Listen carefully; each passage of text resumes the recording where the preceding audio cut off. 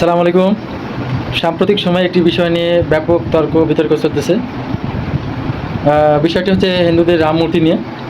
তো এরই মধ্যে আমাদের সম্মানিত একজন হিন্দু বোন দাবি করেছেন যে বাংলাদেশে অর্ধেক সম্পত্তি নাকি হিন্দুদের। বাংলাদেশে মুসলিমরা নাকি হিন্দুদের জায়গা জমি দখল করে আত্মসাৎ করে বসবাস করতেছে। এবং তার এই দাবির পরিপ্রেক্ষিতে আমি কিছু কথা বলতে চাই। তারা যদি লেখাপড়া করতো তাহলে তারা আজকে এই দাবিটা করতো না, কারণ তাদেরকে ফিরে যেতে হবে 1947 সালে দেশ বিভক্ত হওয়ার সময়। সে সময় জাতের মাধ্যমে দেশ বিভক্ত হয়েছিল এবং আমাদের হিন্দু ভাই বোনেরা বাংলাদেশ ছেড়ে ভারতের পশ্চিমবঙ্গতে গিয়েছিল এবং পশ্চিমবঙ্গের মুসলিম ভাইরা কিন্তু বাংলাদেশে এসেছিল। তো সেই সময় বাংলাদেশে অবস্থানকারী হিন্দু ভাই বোন এবং পশ্চিমবঙ্গে অবস্থানকারী সেই মুসলিম ভাই বোনদের মধ্যে বিনিময় দলিল হয়েছিল। বিনিময় দলিলের মাধ্যমে বাংলাদেশে হিন্দুদের সম্পত্তিগুলো লিগ্যালি আমাদের মুসলিম ভাই বোনেরা কিন্তু মালিক হয়েছিলেন।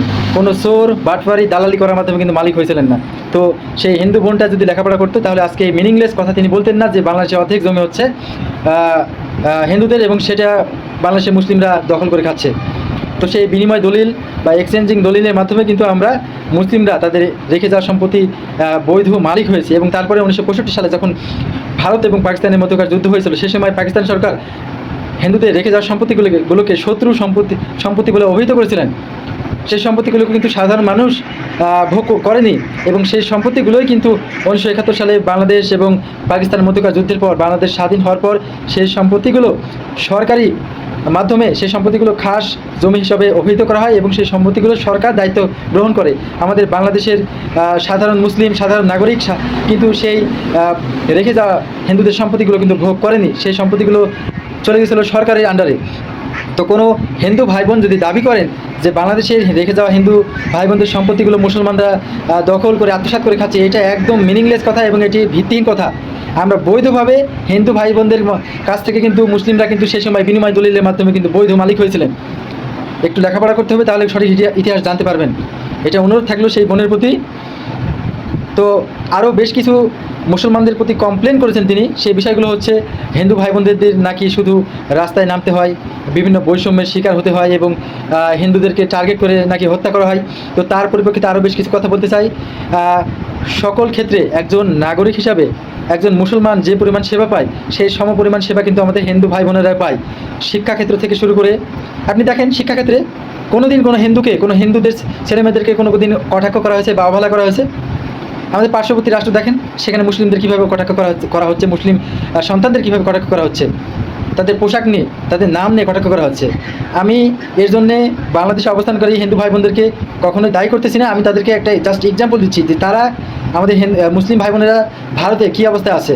এবং একজন নাগরিক হিসাবে চিকিৎসা খাত থেকে শুরু করে চাকরি ক্ষেত্র সব জায়গাতেই মুসলমানদের সাথে হিন্দু ভাই বোনেরাও কিন্তু সমান অধিকার পাচ্ছে, তাই না? কোথাও কি অবহেলার শিকার হচ্ছে না।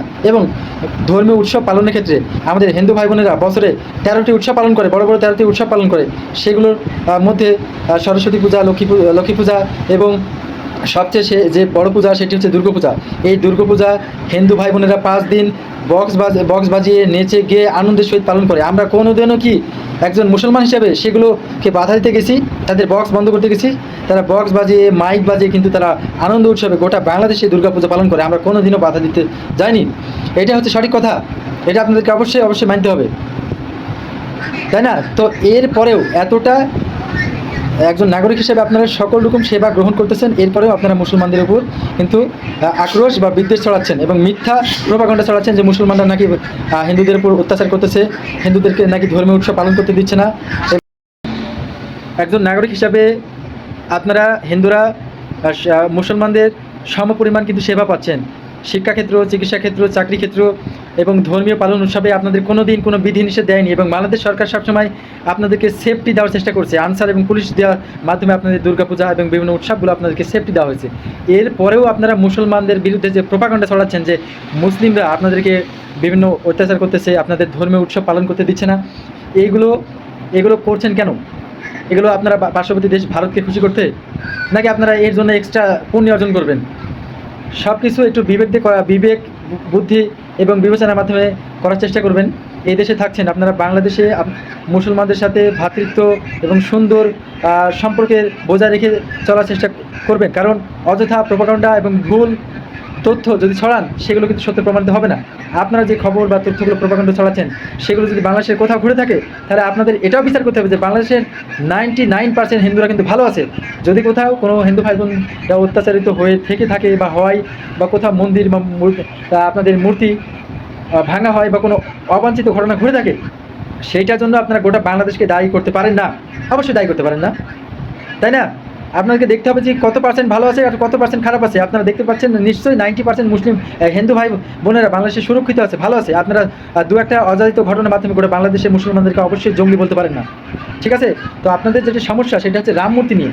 সেই রাম মূর্তি আপনারা 81 ফুট রাম মূর্তি তৈরি করবেন, এটা একটা মুসলিম বঙ্গদেশ, মুসলমানের দেশ। সেখানে আমরা মুসলমানরা যেহেতু এলাও করতেছি না, 81 ফুট ভাস্কর্য, এটা আমাদের বাংলাদেশের কোথাও এরকম মুসলমানদের কোনো ভাস্কর্য নেই, এবং আমরা এটা এলাও করতেছি না।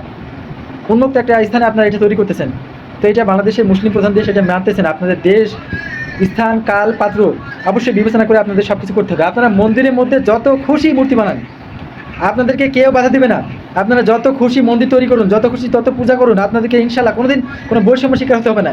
কিন্তু আমরা যেহেতু মুসলিমরা সংখ্যাগরিষ্ঠ, তাই আমরা যেহেতু এলাও করতেছি না, জনসংখ্যা এত বড় একটা মূর্তি, তাই আপনাদেরকে এটা মানতে হবে। এটা নিয়ে আপনারা মুসলমানদের বিরুদ্ধে প্রোপাগান্ডা চালাচ্ছেন, মুসলমানরা খারাপ, মুসলমানরা জঙ্গলি, এটা কখনোই কিন্তু কাম্য নয়। এদেশে আপনারা অনেক সুরক্ষিত আছেন, অনেক ভালো আছেন। আপনি পার্শ্ববর্তী দেশ ভারতে তাকান, সেখানে কীভাবে মুসলমানদেরকে অত্যাচার করা হইতেছে। সেজন্য আপনাদেরকে আমি কখনোই দায়ী করতেছি না, কিন্তু আপনাদের ভেবে দেখা উচিত আপনারা বাংলাদেশে অনেক অনেক সুরক্ষিত আছেন। দু একটা অযাচিত ঘটনা, অবাঞ্ছিত ঘটনা ঘটেই থাকতে পারে, সেজন্য আপনারা গোটা বাংলাদেশকে কখনোই দায়ী করতে পারেন না। তো আশা করি এগুলো সব কিছু বিবেচনা মাথায় রেখে আপনারা বাংলাদেশের মুসলমানদের প্রতি অবশ্যই রেসপেক্ট বা সম্মান প্রদর্শন করা আপনাদের উচিত। আপনারা অযথায় মুসলমানদের নামে বিদ্বেষ বা হিংসা বা প্রতিহিংসা ছড়াবেন না। এটাই চাচ্ছি আমরা মুসলমানরা। আমরা চাচ্ছি আপনাদের সাথে শান্তিতে বসবাস করতে, কিন্তু আপনাদের ব্যবহার কিন্তু দিন দিন কিন্তু উন্নত হওয়ার কথা ছিল, কিন্তু অনুন্নত হচ্ছে। এটা কিন্তু কাম্য নয়। আপনারা আমাদের সাথে শান্তিতে বসবাস করেন, এটাই আমরা চাই। আর কিছু বেশি বলতে চাচ্ছি না। আপনারা অবশ্যই সব কিছু বিবেচনা করে দেখবেন, মাথায় ভালো করে বিবেচনা করে, তাহলে দেখবেন যে আমরা কিন্তু মুসলিমরা আপনাদের শত্রু নয়। আপনারা সবসময় আপনাদের হিন্দুদের পাশে থেকেছি।